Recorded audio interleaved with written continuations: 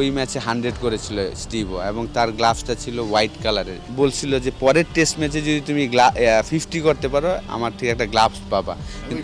হ্যাঁ, ওই সাদা কালারের গ্লাভসটা। তারপর তার একটা বইয়ে লেখছিল যে স্টিভো যে আশরাফুলকে ওই গ্লাভসটা আমি গিফট করছিলাম, কিন্তু আসলে আমিও চাইনি, ও দেয়নি।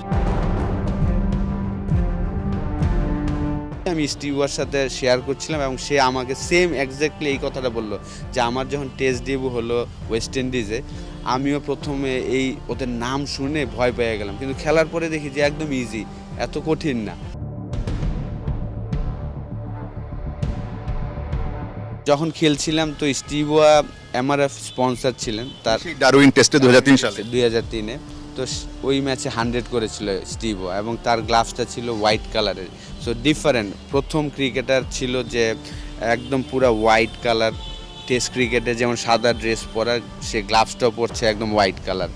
তো খেলা শেষে আসলে স্টিভোই আমাদের বলছিল যে তোমরা আমাদের ড্রেসিং রুমে আসো, আমরা একসাথে গল্প করি।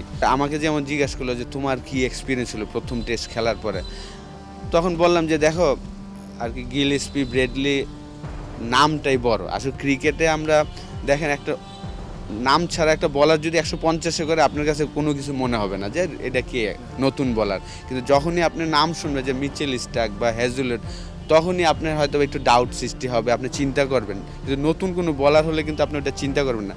ওই জিনিসটাই আমি স্টিভোর সাথে শেয়ার করছিলাম এবং সে আমাকে সেম এক্স্যাক্টলি এই কথাটা বললো যে আমার যখন টেস্ট ডেবিউ হলো ওয়েস্ট ইন্ডিজে, আমিও প্রথমে ওদের নাম শুনে ভয় পেয়ে গেলাম, কিন্তু খেলার পরে দেখি যে একদম ইজি, এত কঠিন না।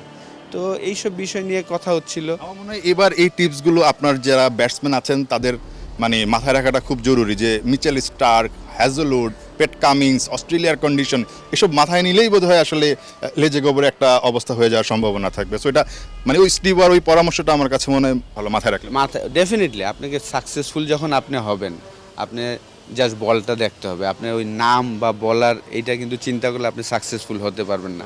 যখনই আপনি সাকসেসফুল হবেন, আপনি দেখবেন যে আপনি পুরো আপনার কন্ট্রোলে আছেন।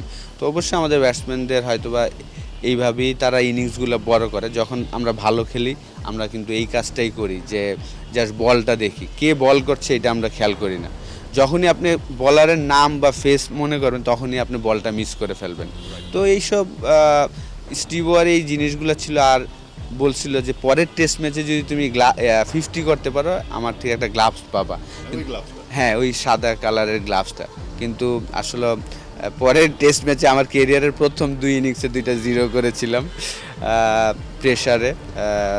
তারপর তার একটা বইয়ে লেখছিল যে স্টিভো যে আশরাফুলকে ওই গ্লাভসটা আমি গিফট করছিলাম, কিন্তু আসলে আমিও চাইনি, ও দেয়নি। আচ্ছা, মানে দেয়নি কিন্তু বইতে এসেছে যে গ্লাভসটা আপনাকে, মানে স্টিভ অ্যাটলিস্ট আপনার কথা মনে রেখেছে। যে এটা একটা পজিটিভ দিক। নাহিয়ান বিন জসিম, 71, ঢাকা।